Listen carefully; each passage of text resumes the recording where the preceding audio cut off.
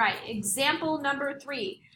We're given these two statements, and we want to prove that segment MN is this double stick. What does this little double stick mean from last chapter? Parallel to segment OP.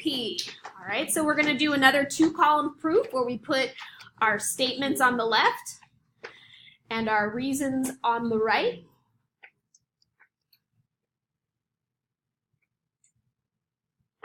And we're just going to go in order and see what it gets us.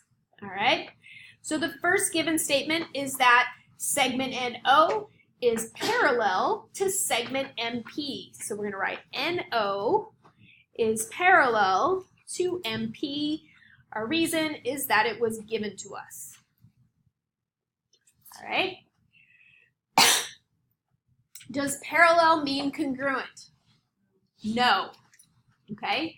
And instead of putting tick marks or arc marks, we're going to put a different little symbol that we used last chapter. Does anybody remember the name of it? Caret, right? That's why I'm using orange. Okay, so I'm going to go to NO. I'm going to draw the little pointy arrow, fill it in. That's my caret. Don't confuse it with congruence. Okay, that's parallel to MP. And we got those, bless you, we have those little carets on there. Okay, carets don't give us congruence, so we can't write our S or our A, but it can lead us to some information, right? So you remember from last chapter, if you have 2 parallel lines and you have a third line cutting through them, that third line is called the, not hypotenuse, transversal, right? So that transversal MO is cutting between those 2 parallel lines, and that creates some angle relationships, right? We don't have any angles outside in the exterior, but we have some interior ones, right? So there were 2 interior options, right? There's alternate or same side. Was it the alternate or the same side that gave us congruent angles? Who remembers? Alternate, right? So this angle and this angle, which are on alternate sides of the transversal, are going to be congruent. So we're going to say that angle NOM is congruent to angle PMO by, or the reason is alternate interior angles theorem. Chapter 3, okay? Alternate interior angles. And that gives us our first A. Is A enough to prove triangle congruence? Nope, so we got to keep going. So we look for our given, and there's another statement. Statement number 3 is going to be that angle N is congruent to angle P. That was given to us. So we're going to find N, and now we're going to do a double arc. We're going to find P and do a double arc.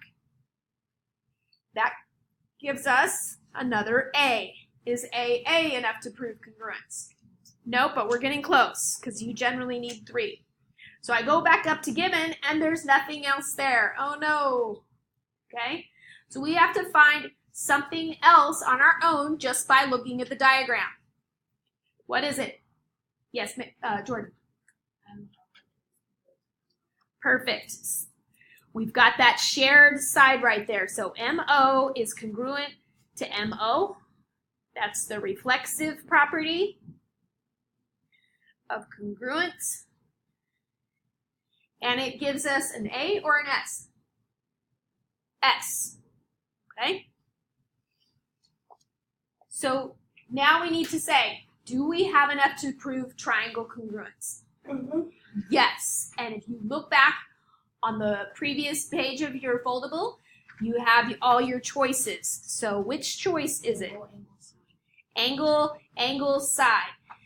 Oh, we forgot to put our tick mark here. So put your tick mark on MO, and then just double check and make sure it's angle, angle, side. Angle, angle, side. Okay, just because it's written in that order doesn't always mean that it's going to be in that order. Sometimes it might be ASA. Okay, so just double check it. Step number 5, we're going to say that the two triangles are congruent. So MNO is congruent to triangle OPM, and we used AAS, angle, side. Okay? But if you come back up to what they actually asked us to prove, they asked us to prove that MN, this side over here, question mark, and OP, this side over here, question mark, are they parallel? Okay?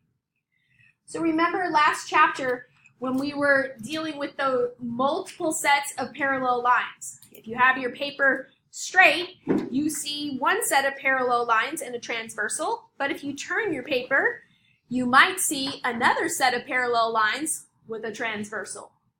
Okay? So, yeah, they actually end up switching on you. And if we use number 6, corresponding parts of congruent triangles are congruent, then we're going to get this angle right here. I'm going to put a triple tick mark. And this angle right here, triple tick mark. They're congruent to each other by CPCTC. Corresponding parts of congruent triangles are congruent. So angle OMN is congruent to angle MOP, which means now they're alternate interior angles and they're congruent, which means that their lines are parallel. So MN becomes parallel to OP by the opposite of the alternate interior angles theorem, which we call the converse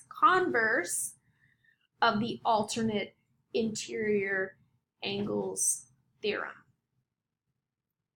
Right? Finish copying that down, and then